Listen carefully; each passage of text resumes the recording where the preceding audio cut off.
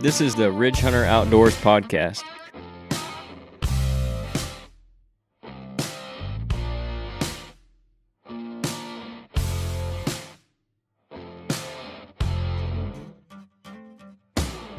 Hey everybody, this is episode 32. I'm Canyon Clark here with Scott Clark and Jeff Rye tonight.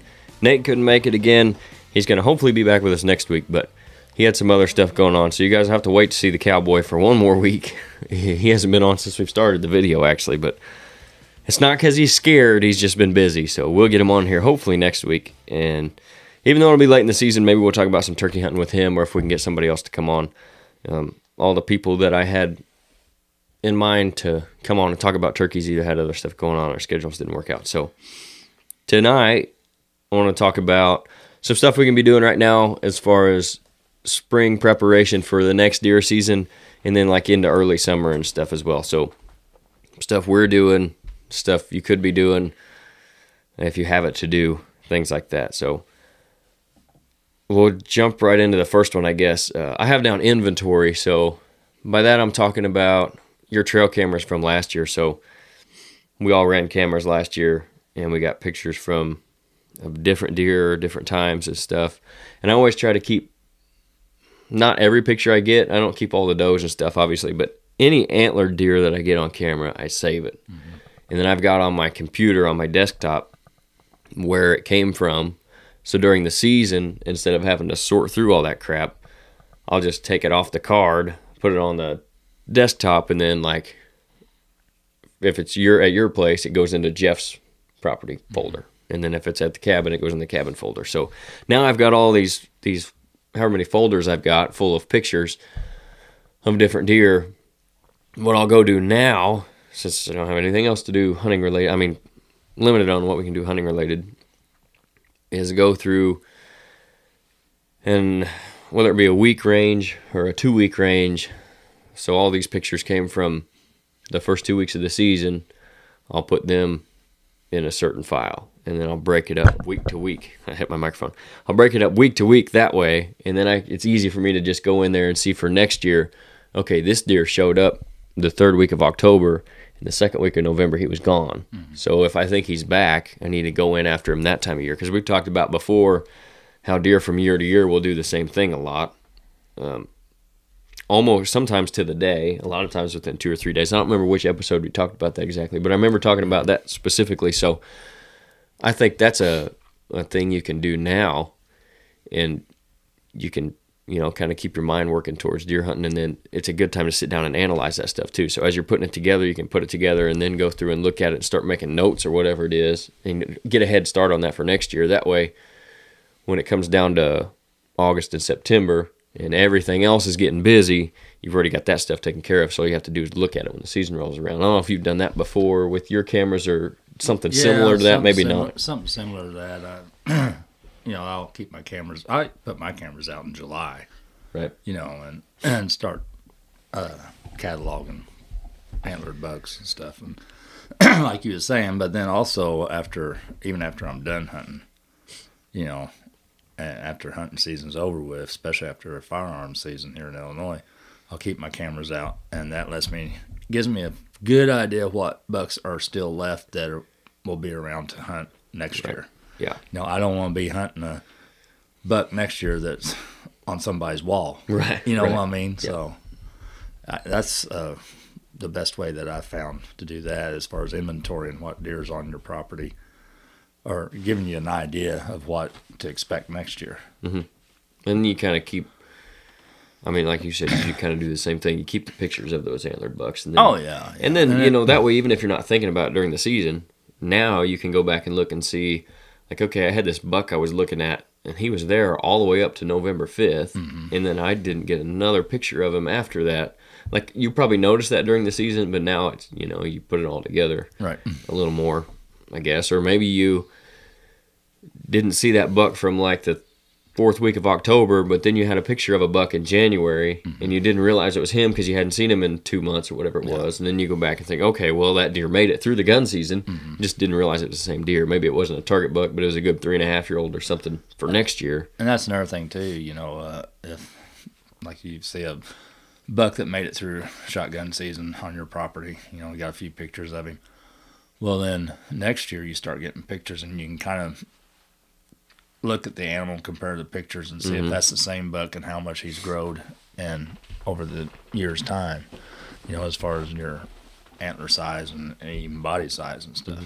You know, and again, if he was here to talk about it, I think that's a lot of what helped Nate kill his buck this year, because he had pictures of it from years prior, and he knew that Dusty deer. talked about that quite a bit too. They do that a lot. So they have a lot of inventory of bucks, and that helps them push those deer to the age class that they're talking about now. Because it's not always easy on the hoof, especially once you get up into talking about separating 4.5s from 5.5s. If you don't have pictures of that deer from years prior or sheds or both, it can be hard to tell the difference between that deer. So they're using that a lot in that aspect, I think, and that's where another way it can be really beneficial. So Forrest even talked about using it as a catalog. Picture. They not only they catalog the deer, they also with the weather, the temperature, barometric pressure, all that, and so specific deer would show up maybe a week or so different from one year to the next. Well, if you've cataloged that for 4 years or 5 years, there's correlation to weather and time, and so they could almost predict based on what the weather was going to be. Okay, this deer is going to be here on this day because of 4 or 5 years of records, not only him showing up, but the conditions in which he showed up. So you can get pretty anal about it. Just depends on how much time you want to spend at it, and made sense to me. Yeah, I think at a minimum, at least going through. And whether you don't have them sorted by location, if you can maybe go through and you could sort it by deer too, like you can put, okay, that's the same buck, put him all on a folder or whatever. But at a minimum, if you go in and maybe break it down even by the month, because most of the time you can sort that on your computer just by the date the picture was taken, and then at least you can kind of tell. And maybe it's just deer activity overall, okay, picked up the second week of October and died down the third week, but it bounced back in November or something like that, whatever it may be. But I think at a minimum you could do that right now, and it'd be really beneficial. And you can even go in and clean up some pictures that you don't want while you're doing it. And today's cameras too, a lot of them, if you got them programmed right, they keep track of the moon phases and the, not only the time, but the moon phases, the air temperature and stuff like that. So there's a lot of tools available there to help you improve your hunting as far out on your property. A lot of information and data that you can collect off those. Yeah, and that's just that many fewer note checks you have to take, because it's a lot of times, like you said, stamped right there at the bottom of the picture. Right. And then like what you're talking about, the forest, if you want to get even more in depth, just take out a notepad and start making notes, and then you can put that into a computer or make it as fancy as you want it to, or just leave it on a notepad. I think that's how, actually, from hearing them talk about it, the Drurys developed their app that we kind of mentioned with Forrest, the, what is it, Deercast. Deercast. Yeah. They just took their 30 years worth of notes that they'd always took, just because they were that, into deer hunting, I guess, and they decided, we could put this into an app or something, and it would all be right there. And they just took all that data they'd collected, which has got to be one of the biggest databases, I would think, of deer notes from anybody, and put it into that app. So, not saying you have to develop an app or anything, but See, we should have done that in the shop around here. Like, I can always tell you when it's going to be a good morning that morning. If people start bringing in deer, you're going to have 5, 6, 8, 10 deer, or you don't have any.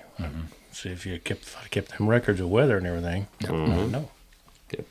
So that was the first one I wanted to hit on, is keeping inventory and stuff, because, like I said, right now if it's raining like it has been, not much you can do with your food plots. Although we'll talk about a little bit what you can do when it does dry up finally, hopefully. But that's something you can do even on a rainy day, and take care of that kind of stuff. So the next one I've got is looking at new properties or even public ground that you might potentially want to hunt for next year. Whether that be you got Onyx, or you've got some kind of plat book, and it's a property that maybe borders what you're already hunting, and you see a lot of deer activity over there, you think maybe it could be better, or if you could hunt them both, you would have a better shot at killing your target deer, whatever you're looking for. You can get on there and go find the landowner, knock on their door. This time of year, they're not really thinking about deer hunting, so you might even have a better shot. Right. Like, hey, would you care, next fall if I come in and hunt that, and get it written down? Because the last thing you want is for them to tell you can be there and then come back and run you off and them tell you they never said that. So if you can get it in writing, but now's a good time of year to be doing that as well. And then like the public ground part of it, even where Steve Shirk said he doesn't use maps as much to scout the public ground, because he's right, there's so much you can't actually see from the map, even on the aerial. Even as good as they are now, they're not always updated. But you can go on like an Illinois state map and find public grounds, and then you can get on a map and kind of come up with a game plan, and then go actually put some boots on the ground and do some scouting throughout the summer, starting now. If you start now, we're still early stages of green up, so you're going to see more that you wouldn't when it does get thick. But you'll see some things when in the later summer that'll help you too. But if you get out there right now, you have a pretty good idea, at least of still what they were doing in the later part of the deer season. So if you can find that public ground you want to hunt, maybe interested in next year, now is a really good time of year to start going out there and scouting that stuff. Yeah, we talked about that public ground that joins up where I hunt. We talked about going out and looking it over and stuff, and just like everything else, we got busy with other stuff, Right? Or the weather wasn't cooperative, and under 3 feet of rushing floodwaters and stuff. Yeah. So Apparently. what it's been lately. Yeah. But yeah, I would like for still before things get too thick, and if it dry up a little bit, just one afternoon, go down there and walk that public ground. If not only a place to hunt, an extra part of addition to what we're hunting already or what I'm hunting already, but just kind of give us an idea of what the deer are doing there and where we can set up, to catch them moving from private to public or whatnot. Just more information. Right.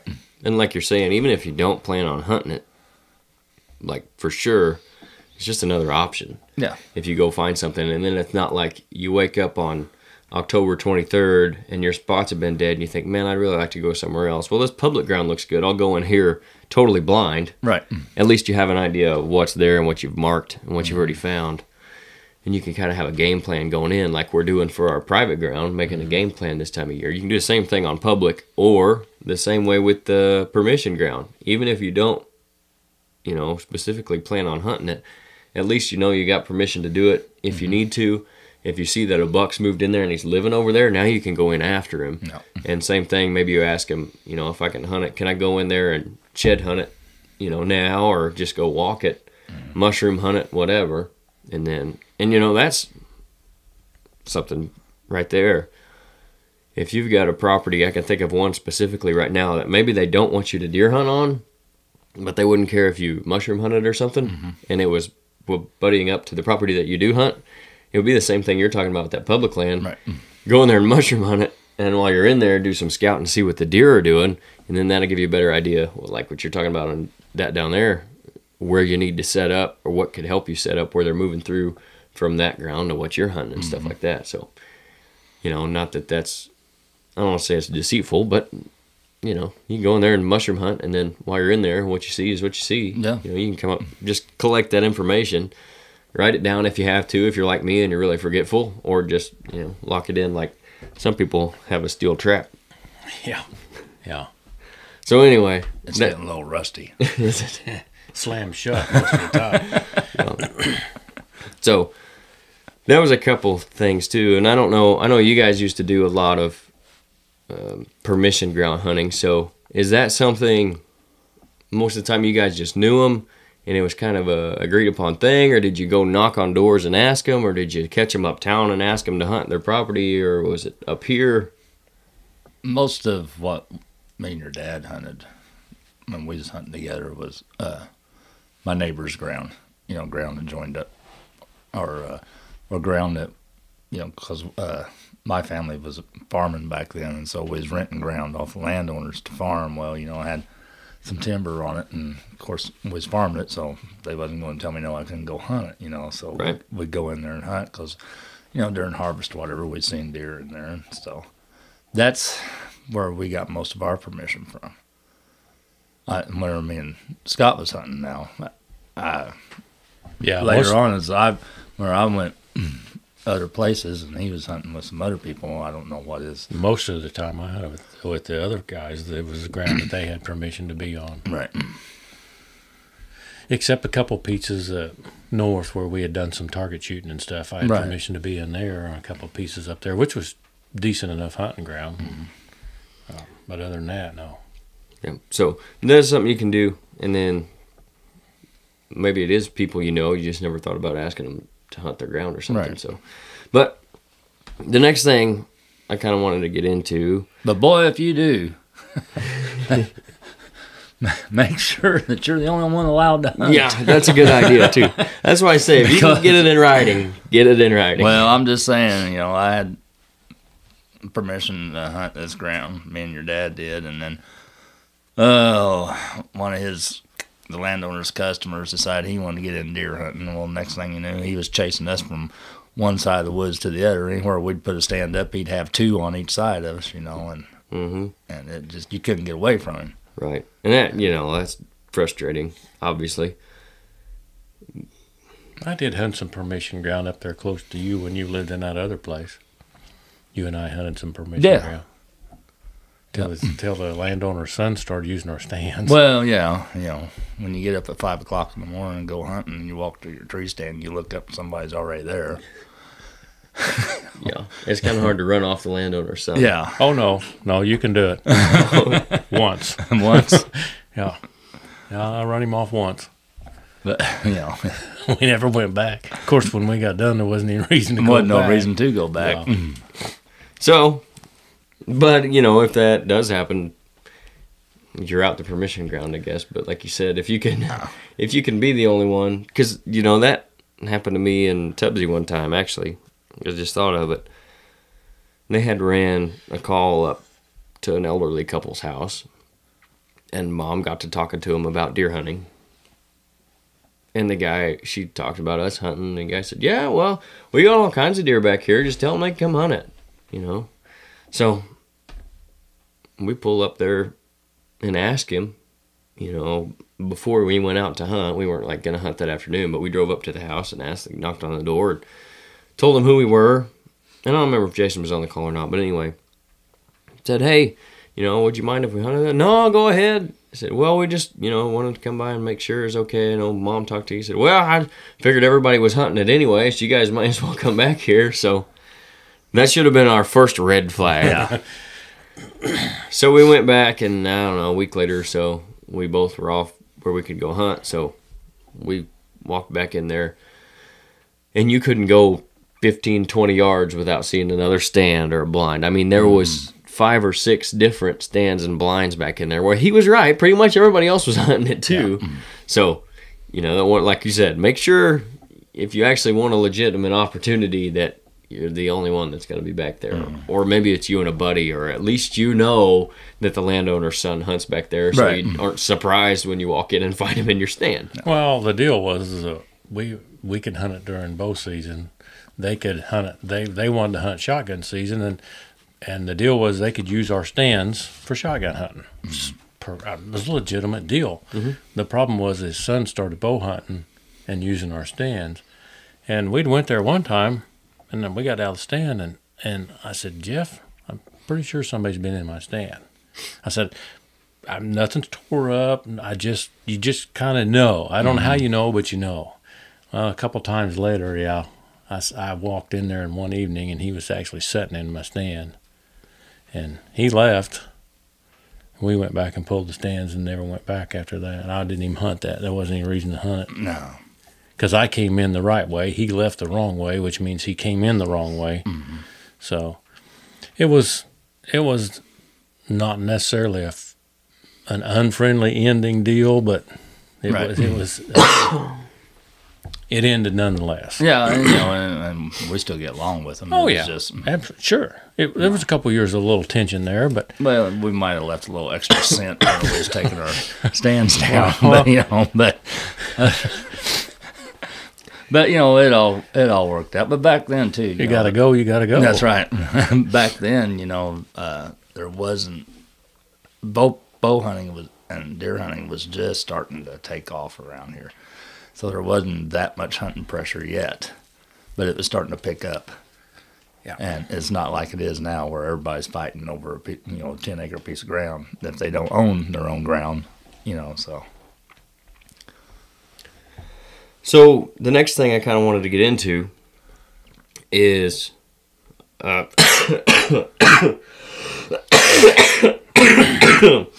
cut that out.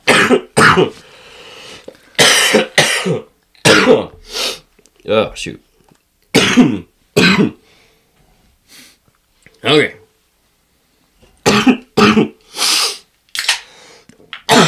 Shoot. Do you want a water? No, I'm all right. I think. Want to hit? No, that's okay. All right. Okay, sorry I had to cut it out there. I about died of a coughing fit. But anyway, what I was saying is addressing deficiencies, whether that be, with the techniques that you're hunting with, your strategies, or just, your physical limitations. If if it's something you can change. No, I wasn't talking about you specifically. The older I get, a lot more physical limitations I have. Well, Physical deficiencies. That too. so looking at what worked and what didn't, and what kept whatever working, kept whatever it was from working. So, techniques as far as maybe you thought you'd go try something new this year. We talked a lot about trying new stuff, still hunting in the late season, sitting on the ground if you hadn't done that before. Maybe you went in there and you're just terrible at it, or it just didn't work out for you. So maybe you think about that. You think, maybe that's not for me, or maybe here are some things I can do to prepare for next year to be better at that. Like especially with still hunting, if you're just incredibly out of shape, or you can't walk through the woods without making any noise, you're not going to be very good at it. So that's something you can work on this time of year. The thing about still hunting, a lot of people that try still hunting and it doesn't work for them is because they try to move through a patch of timber too fast. Yep.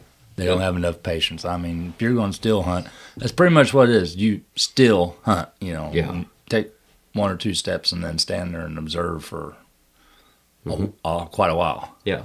So working on being a little more patient. Right. You can do that to become a better hunter for next year, give you a better shot. Mm-hmm. Same thing with sitting on the ground or up in a tree stand.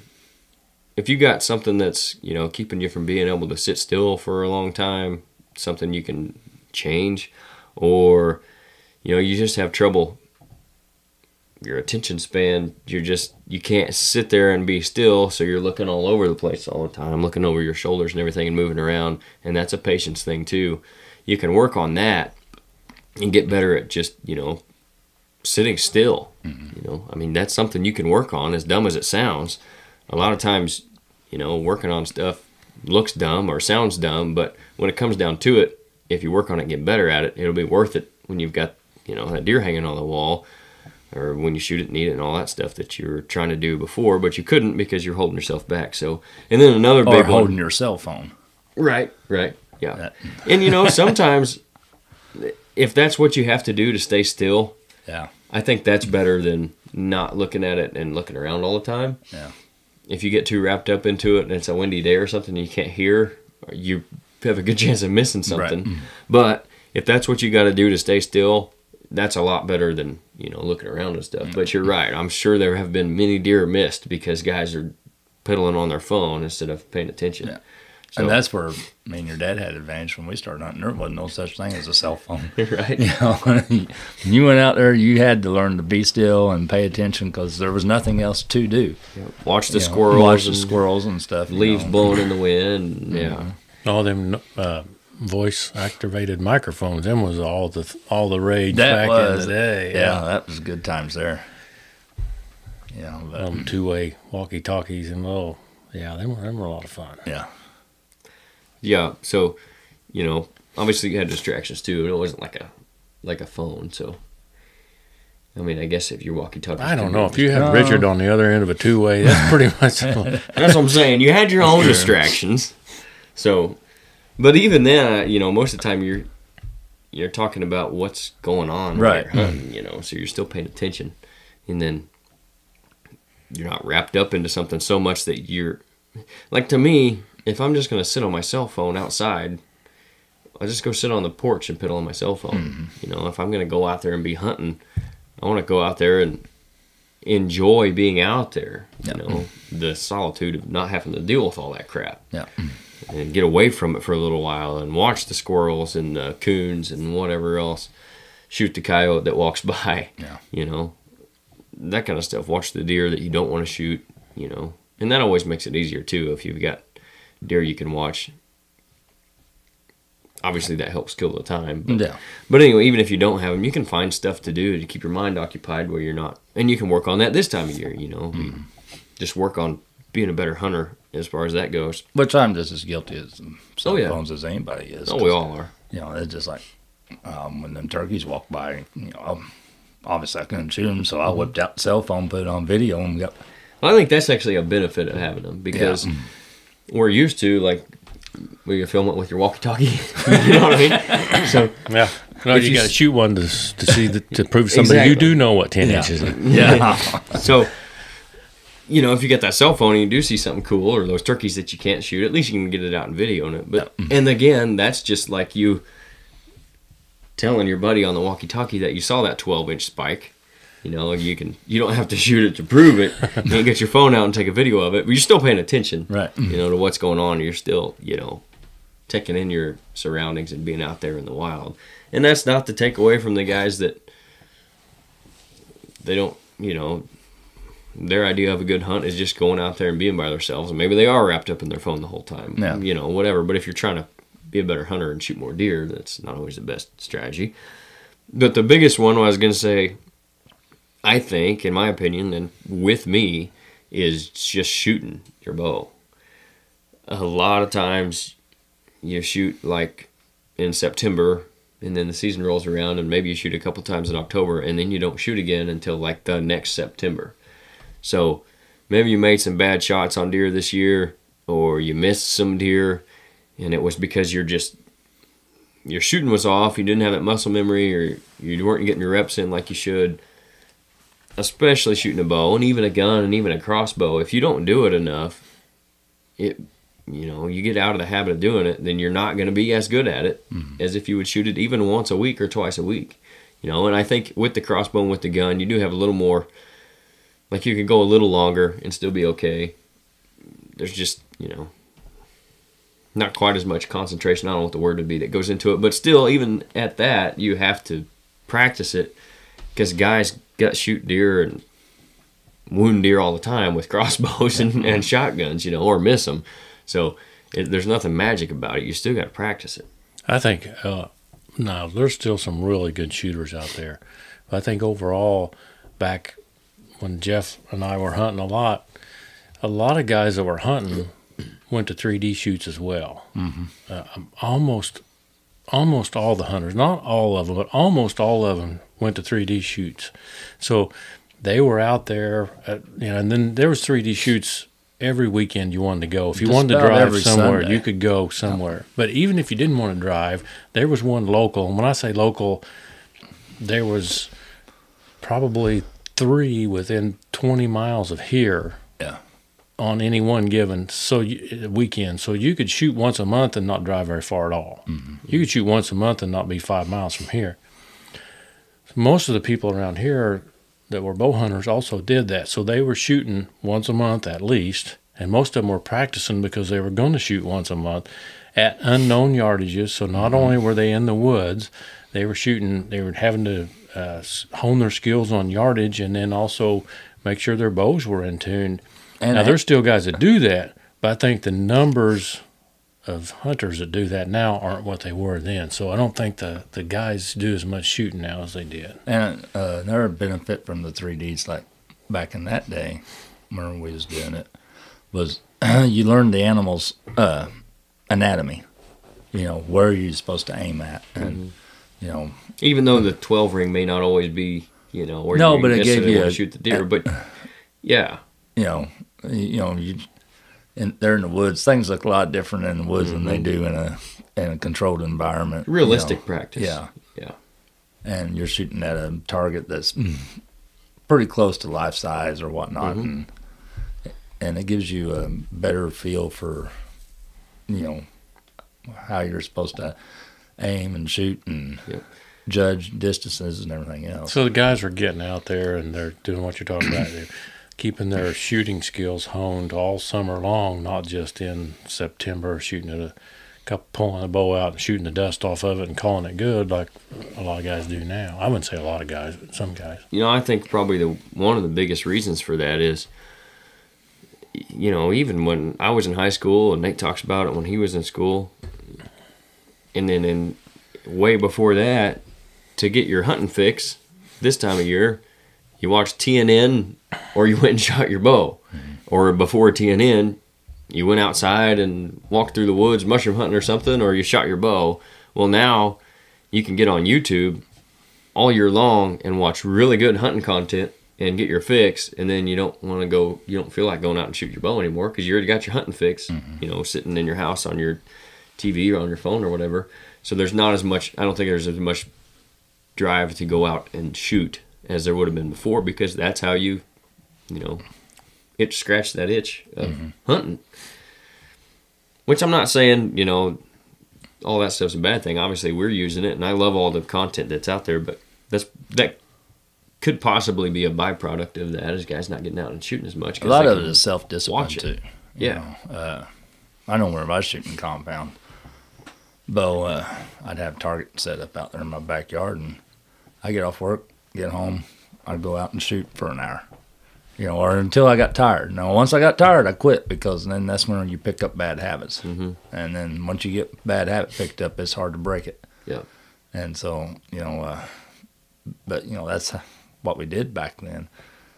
Either that or watch Dan Fitzgerald VHS movies, Right. Yeah. But, that's what before TNN, I guess it was the VHS tapes. Yeah. And before the VHS tapes, maybe it was a article in a newspaper or something. Yeah. Some publication, I guess, but that's not the same as having, hours upon hours of content right there at your fingertips, where you just sit down and watch it over and over and over, and then you're not interested in going out and shooting anymore. No. So I think that's a big one that you can be doing this time of year. The next one, and Forrest talked a little bit about this, and I think Dusty might have hit on it too, but stand placement. So I'm actually working on taking my stands down, going through them, making sure all the straps are good, whether I need to replace them, making sure all the bolts are there where they're supposed to be, and then taking down blinds, pop-up blinds and stuff. At the same time, guys could be putting up stands this time of year if you've already taken them down, cutting shooting lanes because you're starting to see what's going to be in the way. And then I think a big one for putting up this time of year is the box blinds and stuff, because you're getting the deer used to it, going out there and finding where you need to put it, where you can see what's going to be in the way, but you can kind of still see what it's going to look like in the winter too. So I don't have another coughing fit. But anyway, I think those are some things you can be doing. And you were just talking about, getting a seat for a stand and thinking about putting it up, even if we're going to wait a little while. Well, last year was my first year hunting that property, and so I mostly hunted on the ground. And I really didn't expect to kill anything, unless I just absolutely got lucky, which I did. I got lucky and was able to harvest a doe, but it was more of a learning and observing year for me, to see what the deer was doing, where they was at, where they was going to be at. And that way I could develop a plan where I wanted to put stands for this year.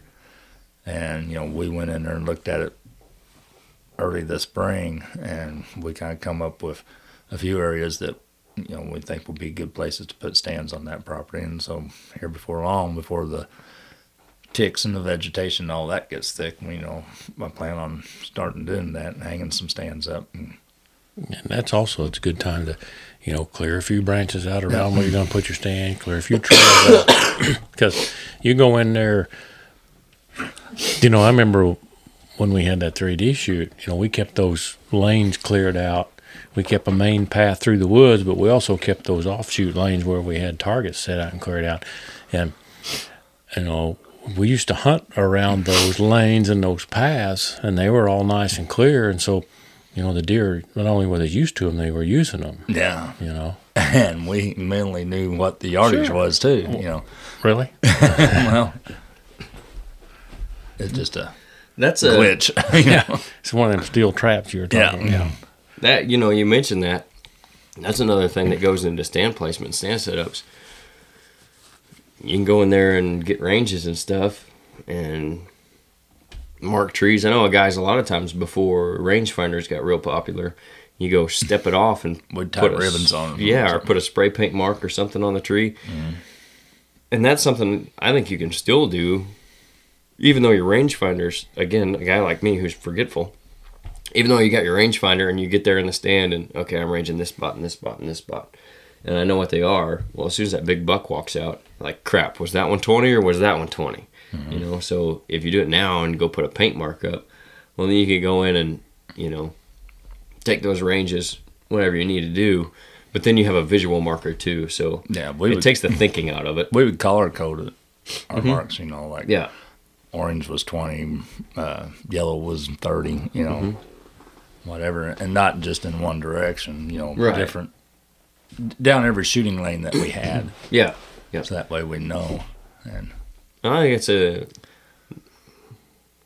one less thing you have to think about when that buck does step out is, where's my rangefinder? Okay, I got it. I'm ranging. Okay, I got to put it down and draw back and shoot. By the time I did all that, he'd be gone. Yeah.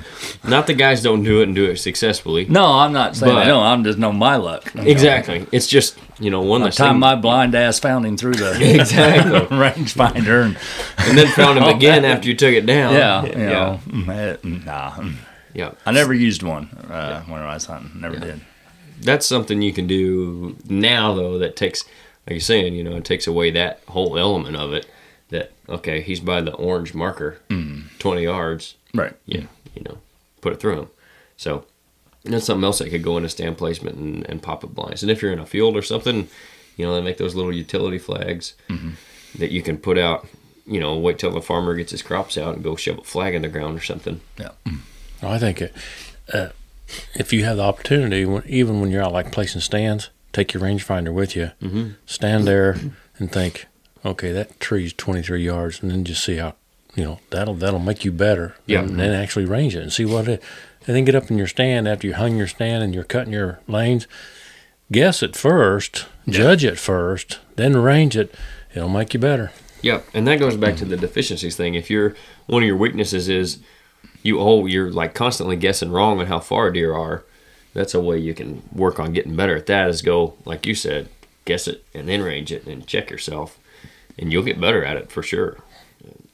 There's guys that, when I went with Nate this year, I had the rangefinder and he was hunting, which is, if you got two guys and one guy can be ranging, that's perfect. But a little buck walked out, and if I can find the video, I'll put it over this. If it's any good, I don't remember. It's on one of those cameras. Anyway, if I've got it, I'll put it on here. But a little fork horn, if I remember right, or a spike. And he walked out in front of Nate into a shooting lane. And I ranged him. I said, well, how far is he? And he looked up for a second. 25. 25 yards. On the dot. So, and that's, knowing in your spot where you hunt all the time, if you got a set stand, being in there and that practice and range in those spots, when you sit up there and get bored, that could be a way to stay focused too. Right. Get some range in spots, and then you're going to start to know, like within a yard, okay, he's at 26, he's at 28, whatever it is. I've never been within a yard of anything. Well, I always think they're longer than what they are. Common misconception. Yeah. So those are some other things that can go into stand placement and stuff. But the last one I have on the list, well, you can add anything you guys want to when we get done, but is the spring food plot prep. So I did some pre-emergent spraying today, one on a switchgrass field, the other on a field that I'd actually already went in and disked once. So whether that food plot prep be disking and tilling or spraying or even mowing, if you've got a good stand of grass from last year and you're wanting to put a new plot in it, you can go in and mow it. Same way we would do with our disking. Go in and mow it, wait a couple weeks for that new stuff to come up that is seeded out, if anything's already seeded out, and then spray it and kill it all, and then you can disc it again or whatever, like we done at your property. You guys can check that video out and keep up with that on the vlog. We disked it, wait for that stuff to green up, we'll disc it again. You went and turned it over like we talked about last week. Wait for that stuff to green up, and we'll go in and disc it again. So that's kind of the preparations before we actually disc it with the intent of planting it. Yeah, and with the 15 inches of rain we've had this week, Yeah, it's greening up. You know, Yeah. and yeah. It'll be I that didn't time hurt soon. it any. You know, and Right. And that's the thing too with that one. Like I said earlier, it's some of that stuff's tough to do. Like I said, I did do some spraying today, so if How'd it look, by the way? it looked good, You sprayed the switchgrass field? Yep. What'd you spray it for? the weeds and grass. Weeds? Well, obviously Well, you not can't grass. spray it for grass The weeds. Sorry. Right. Yeah. unless you're going to sell him more seed. Yeah. Not grass, weeds, and then we put some other pre-emergent on the what's going to be the beans as well. Where you had the Milo last year. Yes. And so that whole top, Mm-hmm. however many acres that is up there, 5 or 6. Yeah, something like that. So anyway, that's something you can do now though, between the rains and stuff. As long as you're not going to get whatever you're using to spray stuck, you can go out there and spray. And again, as long as That never happened. No. As long as you know how what the timetable is on Rainfest for whatever you're spraying. Obviously, you don't want to spray it if it's going to rain in a couple hours and it's Rainfest in 24. Right.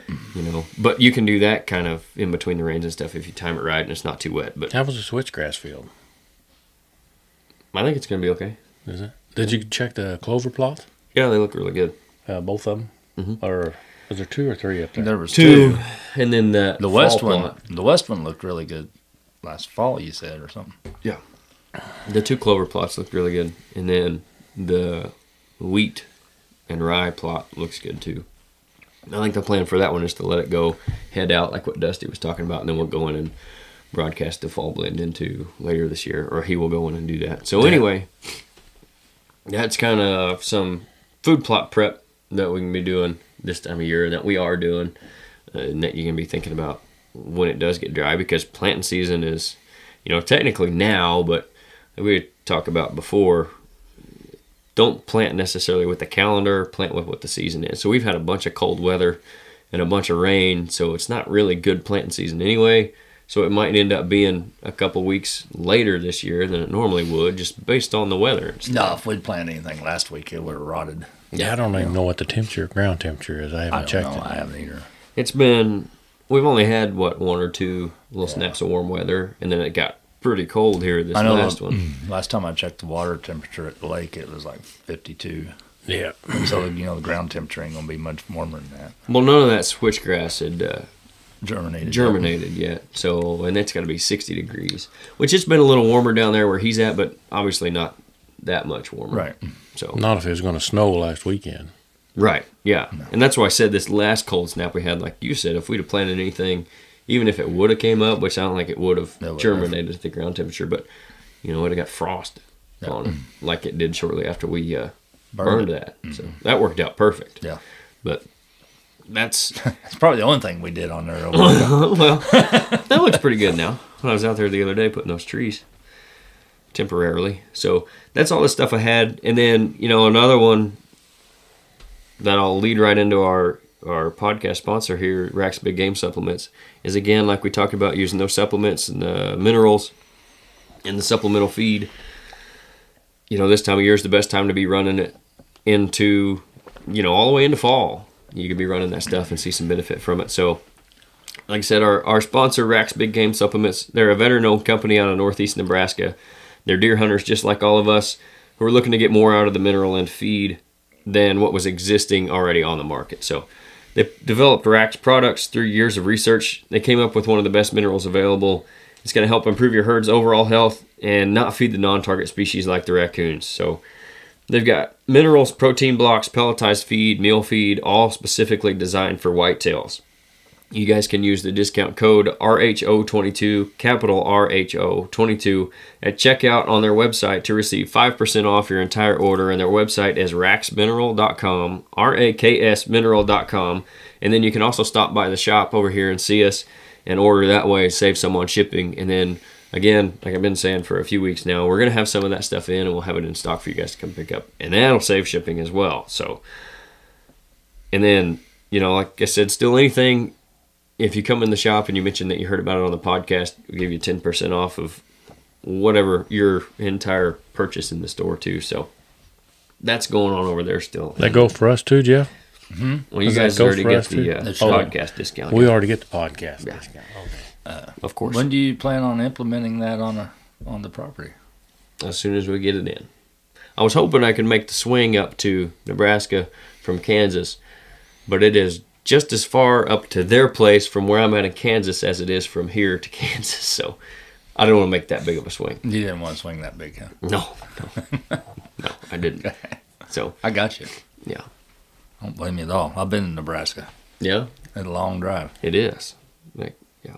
So that's all I really had for this week, unless you guys got anything else you want to add to it. No. So, all right. So that'll do it for episode 32. We'll have another one coming out next week. As for now, I think we have to get the cowboy on. He will be on. He said he's missing it. He's going to try to be on next week. He's missed 3 in a row now. Shining up his spurs. Must be. Polishing his Polishing spurs. Yeah. Mm-hmm. Yeah. Yep. I think he got a new hat, too. Did he get a new hat? Well, I don't know. I bet he has one when he comes back. I bet he does. So anyway, Just saying. We'll have the cowboy on for the next one, hopefully. But you guys will get to see Nate. Obviously, you've seen pictures of him and stuff, but we don't want to. Like trifold pictures? I don't know. Anyway, that's it for this week. We'll catch you guys again next week. Thanks for putting up with us.